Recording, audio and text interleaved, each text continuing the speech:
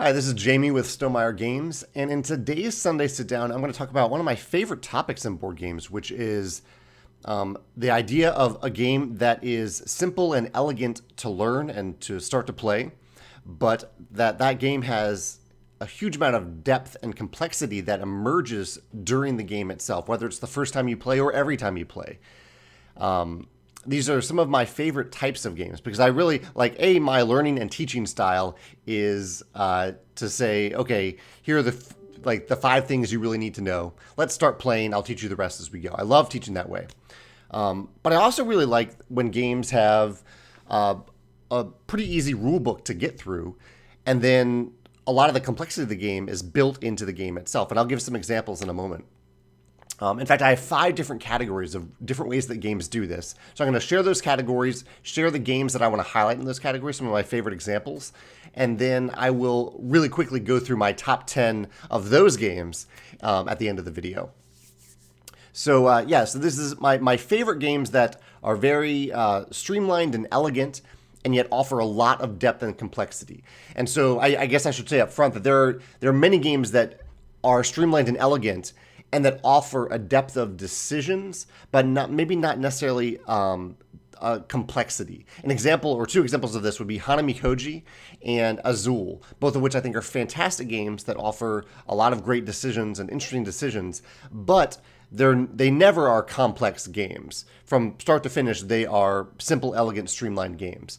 I'm talking about a different category of games, and I'll share some examples right now. So the first I'll mention, I'm going to start off with one of our own games. This won't be on the top 10 list because my games aren't eligible for that. This is a Stonemaier game designed by Elizabeth Hargrave. This is Wingspan. And Wingspan has the core rules essentially fit onto a single page. We have a longer rule book in the box, but even with that rule book, we say, hey, you can just read the quick reference guide and you'll understand the rules. Because there are only 4 different actions that you can take, and on your turn, you're just taking one of them. The complexity of the game, and this category that I'm going to talk about right now, is complexity of cards. So when the cards in the game add a ton of interesting decisions, different abilities, different elements, but understanding how to use those cards and how to play them is very, very simple, and that's the case in Wingspan. Another classic example of this that we've compared Wingspan to, because of this actually, is Terraforming Mars.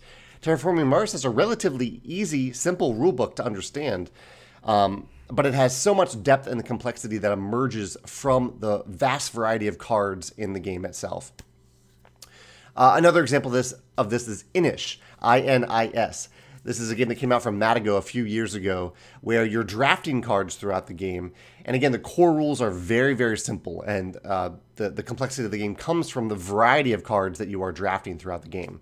I thought about including other drafting games on here, but I thought that Inis was the greatest example of using cards to add complexity to a very simple, elegant game. The last example in this category, another one that I do own, is Concordia. If you've ever looked at the Concordia rulebook, it's like 4 pages long. Very, very simple rulebook. And all the complexity of the game, or most of it, comes from these cards in your hand. So the cards essentially teach you how to play the game. They each tell you the rules for how to play this card. They're your actions in the game. You don't have to memorize what an action does. The card just tells you what it does, and you play the card and you do the thing on that card. And all the complexity of the game emerges from those cards that you're playing, those actions you're taking. I think that's a really great way, using cards, or maybe tiles, but I'm using cards primarily as the example here, as a way of adding complexity and depth to a simple, streamlined game. Category number 2 is to have each session of the game start off very, very simple, and then ramp up from there. I'm calling it like an in-game expansion, but I don't really want to use the word expansion there because that has other connotations. But the idea is a huge, I guess, a curve, a ramp up of complexity throughout the game due to things that you are adding organically during the game itself, under the player's control for the most part. A classic example of this, I think, is Lords of Waterdeep.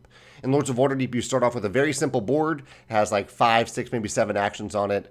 They're very easy to understand. And during the game, players construct buildings around the board, adding a greater variety of actions. And so by the end of the game, you might have 20 different actions to choose from or something close to that compared to only 5 or 6 at the beginning of the game. But by then, your brain is ready for it. You've been able to parse those original actions and add them slowly as you go. Another example of this that I do have is Isle of Skye. Isle of Skye is a very simple rule set, and even from the beginning, and basically the complexity of Isle of Skye emerges from the goal tiles that come out during the game, both the global goals and the tiles that you place in your own little isle that have goals for you to keep a track of. Whereas if you bombarded players with all that stuff at the beginning of the game, I don't think it would be as streamlined. Instead, it starts off with a very streamlined approach. You have only one castle, you have goals, but I think only one goal applies in the first round. Here, I'll show you what that means. I know you guys have been wanting me to show more stuff as I actually talk about it. So I'll show you what I'm talking about with Isle of Skye. If I can dig it out of the box. It's way down there in the box.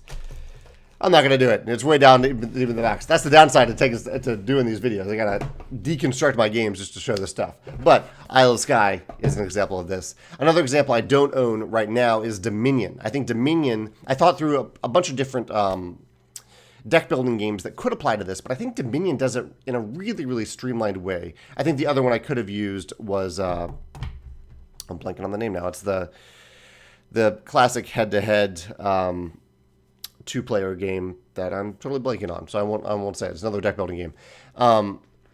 In Dominion, the game itself restricts what you can buy based on how much money you have. You don't have unlimited money at the beginning of the game. And just in your opening hand, you might have $3 in your opening hand. So even though there are 10 different cards on the table in Dominion, types of cards, usually you can only buy maybe 2 or 3 of them. And so just by starting you out slow and starting you off a little bit weak in the game, Dominion helps you ramp up to greater decision points later in the game when you have a ton of money and have more to spend. Whereas if Dominion right away said, okay, you have $10 to spend on whatever you want, then you might be a little overwhelmed. Even experienced players might be a little overwhelmed right off the spot by having 10 different cards to choose from, knowing that those cards are going to have a major impact on their engine throughout the game. The last example here is Castles of Mad King Ludwig, one of my favorites, of course. This game, I just taught it the other day, so it was kind of in my mind of how easy it is to teach this game and get into it. Because at the beginning of the game, basically all you need to know if you are buying a tile is, hey, you're trying to complete rooms. Because anything you buy in Castles of Mad King Ludwig is going to be good. It's going to get you some points. And so really all you need to know at the beginning is that you're trying to complete rooms and that there are these public goals that you're going after. And maybe you want to think about your private goals. There's these little things that kind of steer you in the right direction. But in this category of like games that ramp up throughout the game, in castles you start out with pretty much nothing in your castle, just a central corridor, and you ramp up from there. So your decision points greatly increase throughout the game, but they start off very simple and streamlined. The third category, actually I have 6 categories here. There's 6 categories, not 5. The third category is asymmetry. I don't have any of these examples right here with me, but an example of asymmetry in a game, in a very simple, streamlined game where asymmetry adds the depth and complexity, a classic example would be Cosmic Encounter. In Cosmic Encounter, every player has a unique role card, but the core elements of the game are very simple and streamlined. So your decisions, your depth, your complexity emerges from not only your role and your asymmetric power, but also how it might interact with other players' asymmetric powers and what you need to pay attention to when you get deeper into the game with those other players that you have at the table, those other powers. Another example of this is Root. In Root, you have very different player powers, but Root really surprised me in how easy it was to learn and play Root, or even come back to it after not having played it for months, because the core rules in the game are very simple and streamlined. I keep using that term, simple and streamlined. And yet the depth and complexity comes from the asymmetry of your unique faction and how it interacts with the other different factions. The other example, let me see, I left it back here on the table. Because I'm actually taking this to a game day today, is Dice Throne. Dice Throne, again, has very simple, streamlined rules, but each character in Dice Throne is very, very different, very unique in how its abilities work and how the cards work. And so I really like in Dice Throne how And like here's an example of one of the player abilities. It looks like a lot at the beginning of the game, but because you're rolling dice and you're kind of just like rolling dice and seeing, okay, what do these dice apply to on my player mat? It's actually very easy to get into. And also each character in the game has a unique deck of cards. And so you don't need to know those cards in advance. You just draw them as you play and you read them and you're like, okay, that's a cool ability. I'll do that ability. But very simple streamlined rules where the asymmetry in the game emerges as you play. The fourth category are legacy games. If you watch this channel, you know how much I love legacy games. And the best ones, I think, do a great job of starting you off with very little rule overhead. You get to start off very simple and you add rules as you go. Two classic examples are Risk Legacy and Pandemic Legacy, and they work so well because most people already know how to play Risk, or they already know how to play Pandemic. So when you sit down to play the Legacy version of one of those games, you, even though those games are not exactly simple streamlined games, you already have the rules in your head. And so in the Legacy versions, they add little rules as you go to something that you already know most things about it. So I really like how the complexity ramps up over multiple sessions in a legacy game based on new rules that you're applying. This is something, of course, that I tried to do with Charterstone. Charterstone was a legacy game that wasn't based on an existing game, which is a pretty big challenge. It's also a competitive game, which is another challenge. And so I tried to start out with a very simple, streamlined rulebook, and you added rules as you unlocked them throughout the campaign and throughout the game. I think that worked to some extent, and in some ways it didn't work to some extent. I think it's still quite a bit of a challenge to do that, to introduce a new legacy game to someone and start off very simply, but still have them make satisfying, interesting decisions in the first game. So that's the fourth category, legacy games. The fifth category out of 6 are games that that may have a lot of depth and complexity, but they ease you into that through a really great tutorial. I think Fog of Love does this really well. I don't have Fog of Love. A friend is borrowing my copy of Fog of Love right now. But in Fog of Love, the tutorial is fantastic. You reveal a card and it says, hey, do this. It means this. This is what this is the impact of this. And you just do it, and then you read the next card, and so on. And there is a complete rulebook that's separate from those cards, but you get to use those cards to learn the game with someone else as you're playing. It's mostly a 2-player game. Another example of this is Mechs versus Minions, which I do have here. Giant box here, Mechs versus Minions. It has a tutorial guide that is really, really fantastic. Like, this guide just... it welcomes you to the game, and it really just walks you through everything you need to know. Like when we sat down to play this, I glanced through the tutorial in advance, but really we just sat down and we played based on what this tutorial was telling us to do. Like it's instructing you of exactly what to do and how to do it as you play. And by the end of the tutorial, you're actually just playing the game as you play the tutorial session. You know everything about the game that you need to know by the end of playing through this tutorial. So I really admire games that do that have a ton of depth and complexity, but they use the tutorial to ease you into it. The sixth category, the final category, are games that have a very simple, streamlined core game, but they use scenarios to add depth and complexity. This most legacy games do fall into this category, but the two that I want to talk about are not legacy games. One is Mansions of Madness, 2nd edition. Mansions of Madness 2nd Edition has, I wouldn't say exactly completely simple rules, but the app really helps you understand what you need to do on your turn and things like that. The app guides you through it. But it's mostly scenario-based. It is scenario-based. And so you take these rules that are somewhat simple and you're assisted with the app, and then you apply this new scenario to it. So you don't, like if you had to have all the scenario rules in your head at all the times with Mansions of Madness, it would be a lot. It would be way too much. But because you only need to know those rules for a certain scenario and how each scenario eases you into those rules, really, really helps. Really lets you have a complex game with a basic starting point.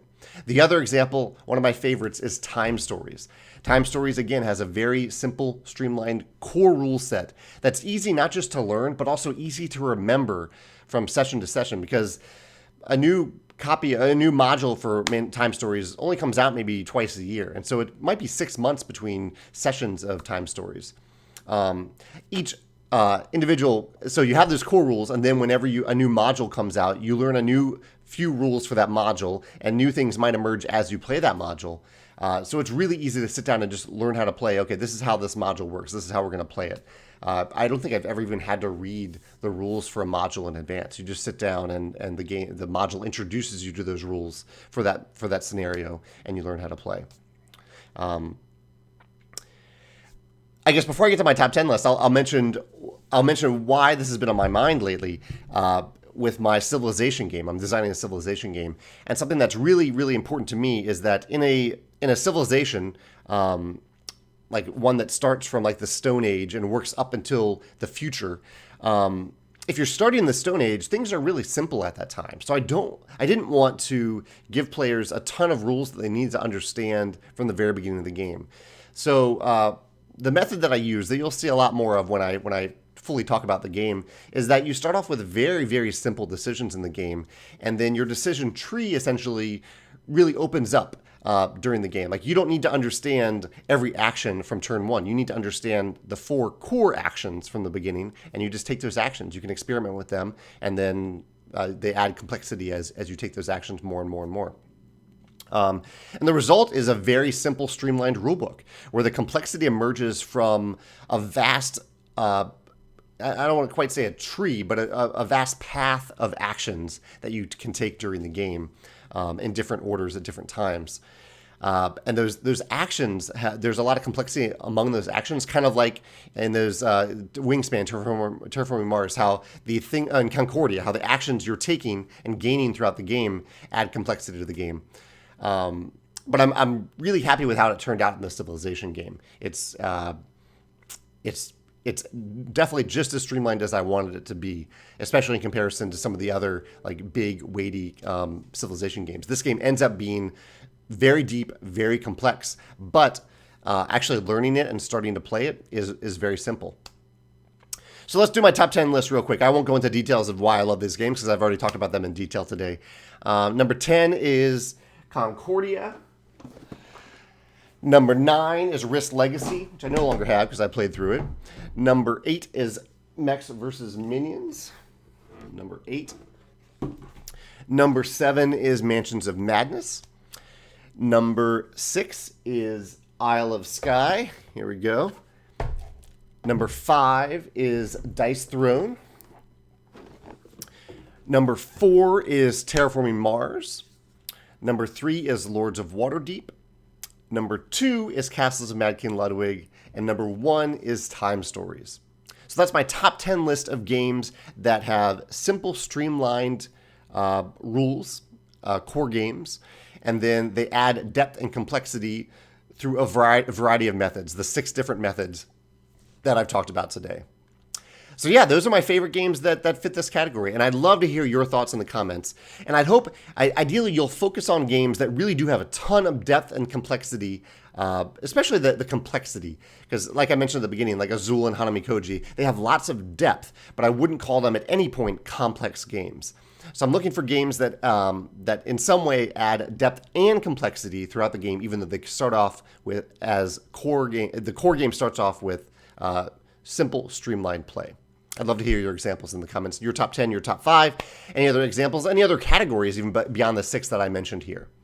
All right, thanks. Have a great week.